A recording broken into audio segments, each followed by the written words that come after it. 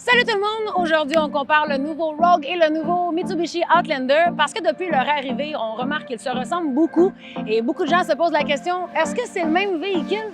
C'est ça qu'on va regarder ensemble.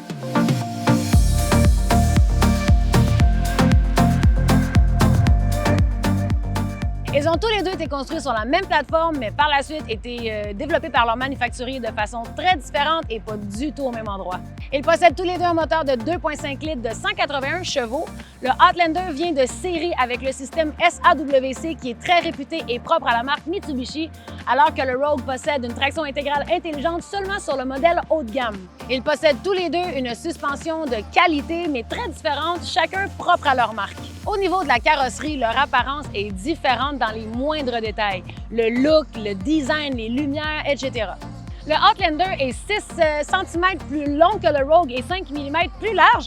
Par contre, le Rogue est 1,5 pouces de moins que sa version précédente. Il vient de série avec des Macs de 17 pouces et offre des Macs de 18 et 19 pouces sur les autres modèles, alors que le Outlander vient avec des Macs d'origine de 18 pouces et offre jusqu'à 20 pouces sur ses modèles supérieurs. Une différence majeure entre les deux, c'est que le Rogue est un VUS 5 places, alors que le Outlander peut accueillir jusqu'à 7 passagers grâce à 2 bancs qu'on peut lever à l'arrière, de là le 6 cm plus long. La vraie question à se poser, c'est est-ce que vous avez besoin de 7 passagers ou non? Leur design intérieur se ressemble énormément selon moi, avec leur écran tactile identique, leur console centrale très similaire, je trouve qu'ils sont très semblables. Ils ont tous les deux des looks simples et épurés. Je dois dire par contre que je pense que le Outlander a un look un petit peu plus chic et le Rogue un petit peu plus sportif. Mais sans aucun doute, j'adore leur intérieur à tous les deux. Au niveau technologie, ils viennent tous les deux avec des caractéristiques de série comme les bancs chauffants, un écran tactile de 8 pouces, Apple CarPlay, Android Auto, des technologies de sécurité, etc. Le Rogue vient de série avec le volant chauffant, très intéressant, tandis que dans le Outlander, on le retrouve seulement dans le modèle intermédiaire.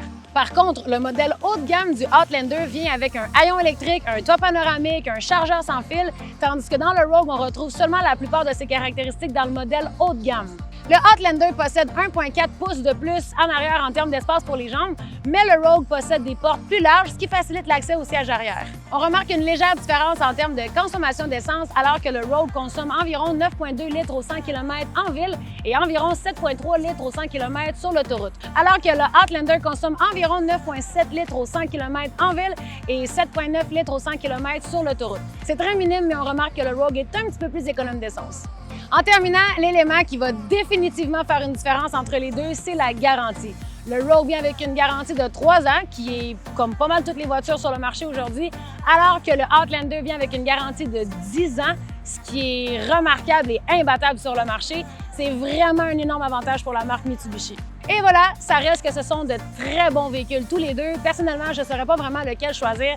La question, c'est lequel répond le mieux à vos besoins personnels, tout simplement. Pour plus de détails, je vous invite à nous visiter en ligne ou en succursale chez H. Grégoire Mitsubishi.